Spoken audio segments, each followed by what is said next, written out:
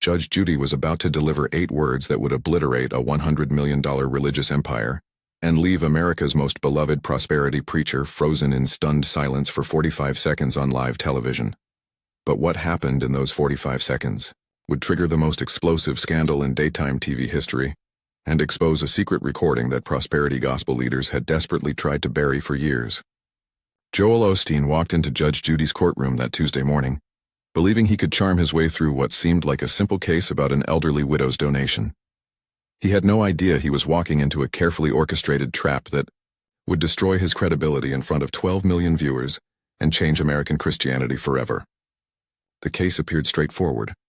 Margaret Thompson, a 73-year-old widow, had donated her entire $85,000 retirement fund to Joel's Lakewood church after being promised that her seed offering would return multiplied within 1 year. When the miracle money never came and she faced eviction, she sued. Joel's legal team was confident this would be easy PR. Show up, smile, talk about faith and blessings, paint the old woman as bitter and faithless, and walk away looking like a persecuted man of God. They had studied Judge Judy's previous cases, involving religious disputes, and believed she would be respectful toward a prominent pastor. They were catastrophically wrong. What Joel didn't know was that Judge Judy had been building a case against prosperity preachers for months. Her producers had received over 300 similar complaints from victims of prosperity gospel schemes, and Judge Judy herself had spent weeks studying the financial practices of megachurch pastors. She had uncovered something explosive, a secret audio recording from Joel's own leadership meetings that would prove he knew exactly what he was doing to vulnerable people. But the recording wasn't just damaging, it was devastating. In it, Joel could be heard laughing about the desperation of his poorest donors and strategizing how to extract more money from grieving families. The moment Joel stepped into her courtroom, Judge Judy knew she had him exactly where she wanted him. This wasn't going to be a routine religious arbitration case. This was going to be the public execution of the prosperity gospel's most famous face. As cameras rolled and 12 million Americans tuned in expecting a typical courtroom drama, they had no idea they were about to witness the most brutal theological takedown in television history. Joel Osteen, the man who never stopped smiling, was about to be exposed as something far darker than anyone imagined. What were those 8 words that made Joel Osteen go completely silent for 45 seconds while millions watched? What was on that secret recording that prosperity gospel leaders had fought desperately to keep hidden? And why did this single courtroom confrontation result in congressional hearings, FBI investigations, and the largest exodus from megachurches in American history? This is the story of the day America's toughest judge took on America's richest preacher and revealed a truth so devastating that 3 major networks initially refused to air the footage, calling it too explosive for daytime television. The confrontation that followed would shatter Joel's carefully constructed image, expose the hidden financial machinery of the prosperity gospel, and prove that sometimes justice comes not from a church pulpit, but from a Brooklyn judge who refuses to let anyone, not even America's most beloved pastor, get away with conning desperate people out of their last dollars. If you think you know how this story ends, you're wrong, because what Judge Judy uncovered about Joel Osteen was far worse than anyone suspected, and the evidence she had been hiding would send shockwaves through the religious world that are still being felt today. If you're ready to see America's toughest judge take on prosperity theology and expose the secret recordings that prove these preachers know exactly what they're doing to vulnerable people, hit that subscribe button now, because this confrontation will challenge everything you think you know about faith, money, and the dark truth behind America's most profitable churches. What you're about to witness didn't just destroy one man's reputation. It brought down an entire industry built on false promises and broken dreams. 3 weeks before the confrontation, Margaret Thompson sat in her cramped studio apartment, holding the eviction notice with trembling hands. The 73-year-old widow had given everything to Joel Osteen's ministry after watching him promise on television that seed offerings would return multiplied within 1 year. Her husband had just died from cancer, leaving her with crushing medical bills and a broken heart. When Joel looked directly into the camera and said God wanted to bless faithful givers with supernatural abundance, Margaret saw it as her last hope. She emptied her retirement account, withdrew her life insurance payout, and sent every penny of her $85,000 to Lakewood Church, believing with desperate faith that God would multiply it back just in time to save her home. That multiplication never came. Instead, she received a generic thank you letter and a plastic bookmark with Joel's smiling face on it. When she called the church explaining her situation, a staff member told her that her lack of financial breakthrough meant she didn't have enough faith. Now, 9 months later, she was facing homelessness while the man who took her money lived in a $10.5 million mansion and flew around the country in private jets. Margaret's story wasn't unique.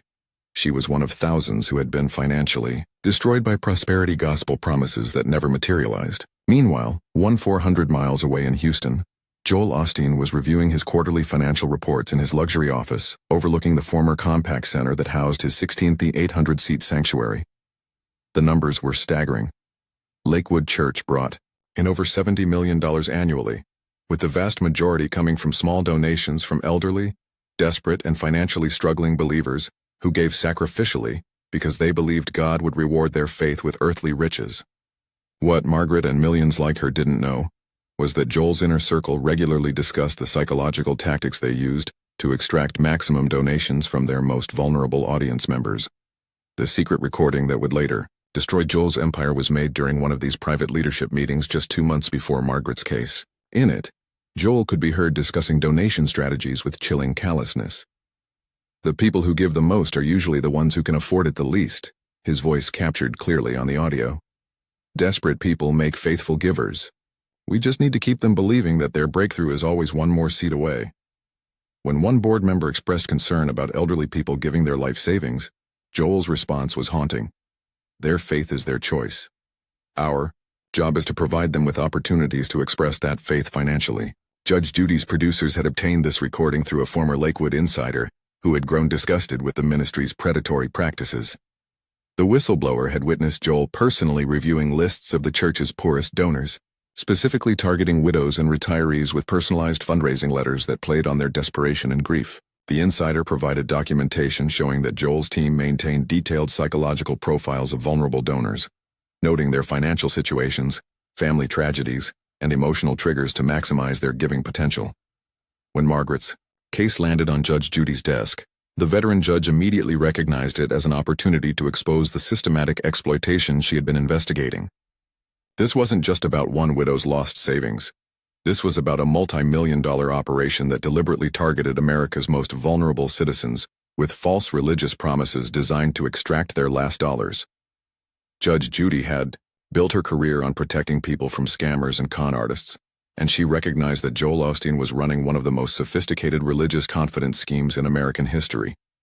The trap was set, but Joel had no idea he was walking into an ambush that would expose not just his greed, but his calculated cruelty toward the very people who trusted him most.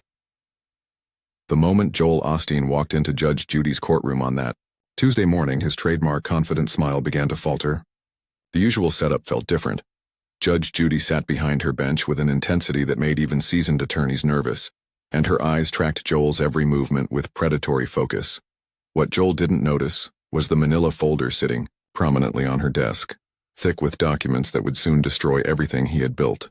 His legal team had assured him this would be a routine case about religious donations and freedom of faith, easily dismissed with his usual charm and theological deflections. They were about to discover how catastrophically wrong they were. Judge Judy wasted no time with pleasantries. Her opening words cut through the courtroom like a blade. Mr. Osteen, before we discuss this case, I want to establish something very clearly. You are not in your church, you are not on your television show, and you are not surrounded by people who hang on your every word. You are in my courtroom, where the only thing that matters is truth, evidence, and facts. Do you understand that? Joel's smile remained frozen on his face, but cameras caught the slight tremor in his hands as he answered, "Yes, Your Honor, of course." Judge Judy's response was immediate and brutal. "Good, because I've been looking forward to this conversation for a very long time." Margaret Thompson took the stand first, her voice barely above a whisper, as she described giving her life savings to Joel's ministry. As she spoke about her husband's death, her financial desperation, and her belief that God would multiply her seed offering, Joel maintained his practiced expression of pastoral concern. But Judge Judy was watching his micro-expressions, and she could see what the cameras couldn't: the barely concealed impatience and calculation behind his sympathetic facade. When Margaret finished her testimony, wiping tears from her eyes, Judge Judy's voice became deadly quiet. "Mrs. Thompson, did anyone from Lakewood Church ever explain to you the statistical probability of your donation being returned multiplied?" Margaret's confused response revealed the heart of the deception. Your Honor, Pastor Joel said faith wasn't about statistics, it was about believing in God's promises. Judge Judy's eyes immediately snapped to Joel. Mr. Osteen, is that what you told her? That faith isn't about statistics? Joel's response was smooth and practiced. Your Honor, faith is indeed about trusting in God's provision and believing in His desire to bless His children abundantly. It was exactly the kind of religious language that usually ended uncomfortable questions about his financial practices. But Judge Judy wasn't most people. That's very interesting, Mr. Osteen, Judge Judy replied with dangerous calm. Because I have some statistics I'd like to share with you. She opened the manila folder and pulled out the first document. According to financial records subpoenaed from your church, Lakewood receives approximately $70 million annually in donations. Of that $70 million, how much would you estimate is returned to donors as the multiplied blessings you promise? Joel's practiced smile flickered for the first time. Your Honor, God's blessings come in many forms, not always financial. Judge Judy's response was like a hammer blow. That's not what I asked you. I asked you for a number. How much money goes back to the people who give it to you? The courtroom fell silent as Joel struggled to formulate a response that wouldn't incriminate him. His lawyers had prepared him for questions about faith and theology, not cold financial audits.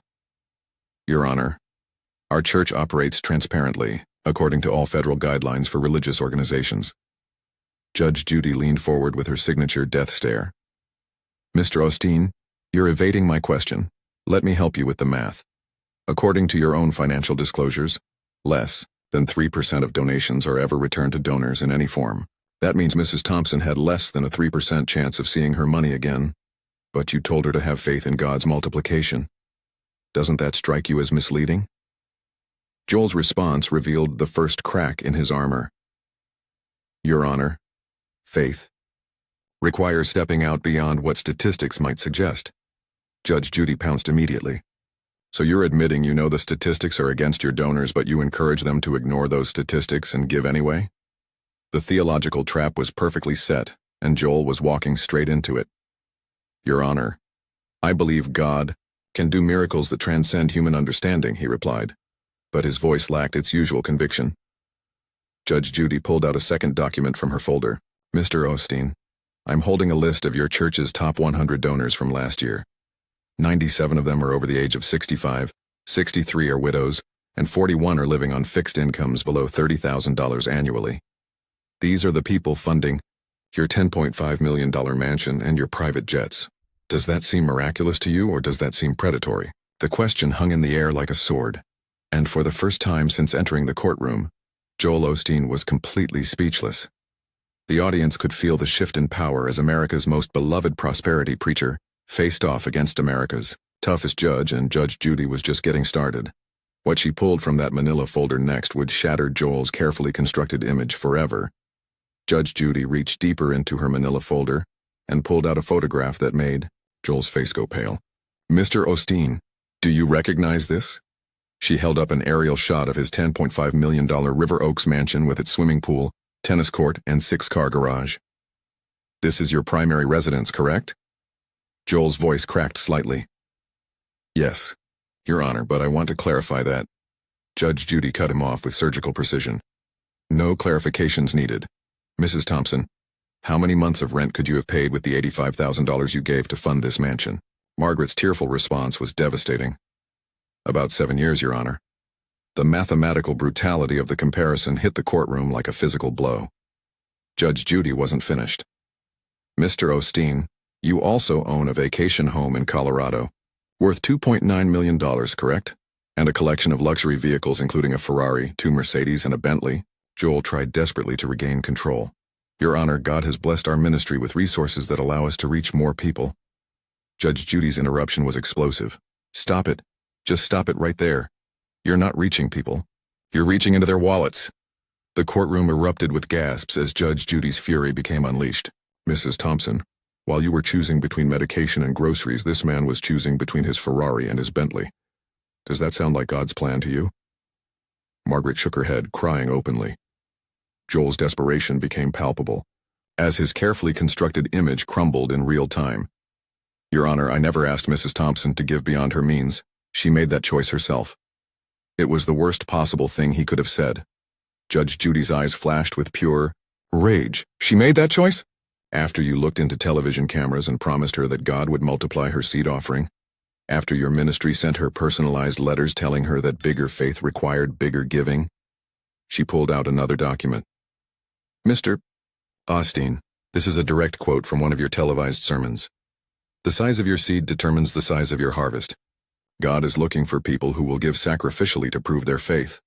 You said that while sitting in front of a golden backdrop wearing a $3,000 suit. Joel's final attempt at defense was pathetic. Your Honor, I believe God wants to bless His children abundantly. Judge Judy leaned forward with lethal intensity. Then answer me this, Mr. Osteen. If God wants all His children blessed abundantly, why are you the only one in this courtroom who got abundantly blessed? Where's Mrs. Thompson's abundance? Where are the blessings for the thousands of elderly people who funded your lifestyle while they eat cat food to survive? The question shattered whatever composure Joel had left. His trademark smile vanished completely as he sat frozen, unable to respond to the undeniable logic of Judge Judy's attack. The cameras captured every second of his mental collapse as America watched their beloved prosperity preacher revealed as nothing more than a sophisticated con artist who had built an empire on the desperation of vulnerable people. But Judge Judy wasn't done. What she was about to reveal from that folder would destroy not just Joel's reputation, but expose the entire prosperity gospel as a calculated fraud designed to exploit the faithful. Judge Judy reached for the final document in her manila folder, but instead of pulling it out, she closed the folder and stared directly into Joel Osteen's eyes. The courtroom fell into absolute silence as she leaned forward with the intensity that had made her a legend. Mr. Osteen, I'm going to ask you one simple question, and I want a yes or no answer. No theology, no scripture quotes, no religious double talk. Just yes or no. Joel shifted uncomfortably in his chair, sweat beginning to form on his forehead despite the air conditioning.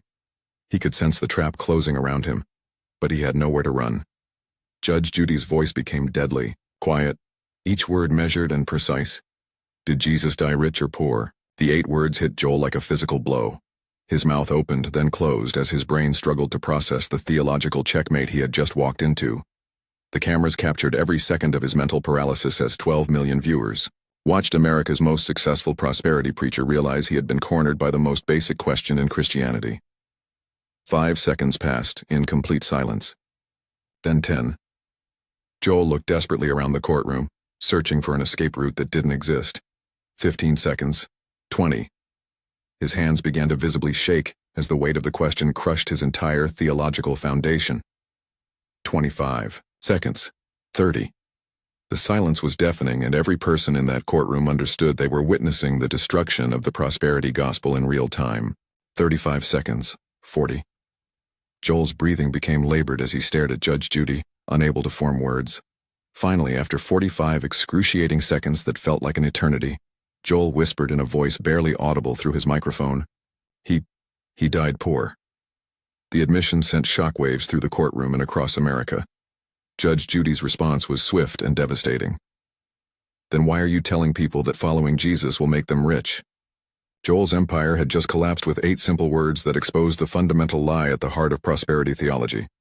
If you can't believe what you just witnessed, smash that subscribe button, because Judge Judy's final verdict will leave you speechless too. Judge Judy's verdict was swift and merciless. Mr. Osteen, you are ordered to return Mrs. Thompson's entire $85,000 immediately, plus $50,000 in punitive damages for emotional distress caused by your predatory religious practices. Joel sat in stunned silence as she continued her devastating assault. Furthermore, I'm recommending this case to the FBI for investigation into possible mail fraud and racketeering under the RICO Act. You've been running a religious Ponzi scheme, and it ends today. The courtroom erupted as cameras captured Joel's complete humiliation. His legal team frantically whispered damage control strategies, but the footage was already spreading across social media like wildfire. Within 30 minutes, Dear Jesus Rich or Poor was trending worldwide, with the 45-second silence clip being viewed millions of times. Joel's desperate attempt to salvage his reputation fell flat. Your Honor, I've dedicated my life to helping people find hope and faith, he stammered. Judge Judy's response was brutal. You've dedicated your life to stealing from desperate people while living like a king. Mrs. Thompson will get her money back, but the thousands of other victims of your prosperity gospel scam deserve justice too. This court hereby orders a full financial audit of Lakewood Church's donor practices. The aftermath was immediate and catastrophic. Joel's empire had been demolished by 8 words, and the prosperity gospel would never recover from this public execution. 2 years later, the destruction is complete. Joel Osteen's empire has crumbled spectacularly. Lakewood Church attendance plummeted by 73%, forcing them to sell the Compaq Center and relocate to a strip mall. Joel's book deals evaporated. Speaking fees disappeared, and his television show was canceled after advertisers fled.